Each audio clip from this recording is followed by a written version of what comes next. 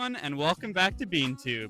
Today, I am going to show you how we prepare the fungus Colletotrichum lindemuthianum, the fungus causal agent of bean anthracnose, to infect our dry beans planted in the Anthracnose Nursery.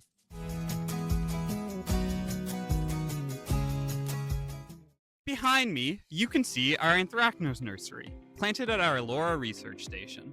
The next portion of this video will be covering what anthracnose is and why it is an important disease for both growers and breeders.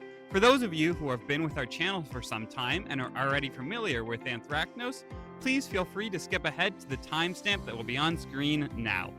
Colletotrichum lindemuthianum is one of the most important economic pathogens affecting dry bean growers in Ontario. It is especially prevalent in cool, wet conditions, much like we have in southwestern Ontario, where it spreads rapidly throughout the field and can cause yield losses up to 80%. Anthracnose is primarily a seed-borne disease, which spreads through fungal spores and is characterized by dark, sunken lesions on the pods, darkening on the underside of leaf veins, and brown stains on seeds. Bean growers in Ontario can manage infection by planting clean seed, that is, seed that is free from pathogens.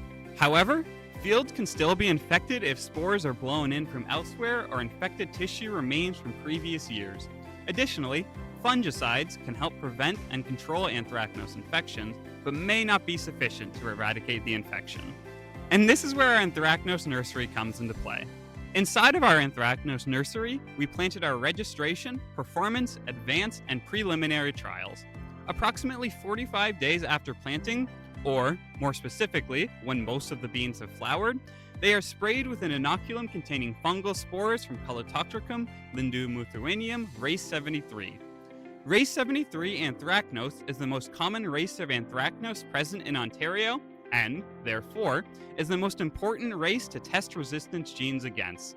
By purposefully infecting the beans inside our Anthracnose Nursery with these spores, we can better identify dry bean varieties that display strong genetic resistance to anthracnose.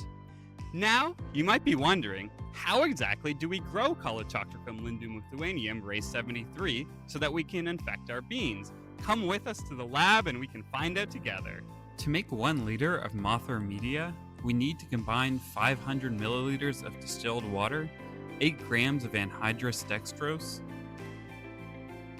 2.5 grams of magnesium sulfate heptahydrate, 2.7 grams of potassium phosphate monobasic, 2.4 grams of neopeptone, and 2 grams of yeast extract. A separate solution, which contains 400 milliliters of distilled water and 16 grams of agar, is then prepared and boiled using a microwave. Once the agar solution is boiling, the first solution is added and the resulting solution is stirred until all ingredients are dissolved. This is then autoclaved on a wet liquid cycle. Once the autoclave cycle is finished, the bottle must cool briefly before pouring the media.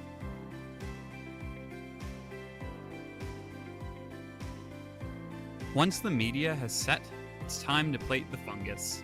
Very small pieces are cut from a source plate containing Colletotrichum lindemuthianum race 73 grown previously and dabbed onto our fresh media. After about 2 weeks, they should look like this.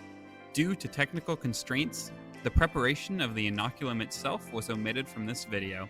Please leave a like if you would like to see this featured in a future video. Finally, it is time to spray the beans. Please note that this demo was recorded using water, and as such, proper PPE was not worn.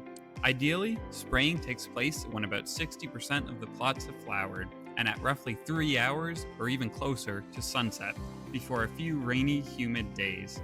If it does not rain the following day, the field must be misted using an irrigation system. This creates the ideal conditions for anthracnose infection. Thanks for watching, and we hope you have enjoyed our exploration of the Anthracnose Nursery.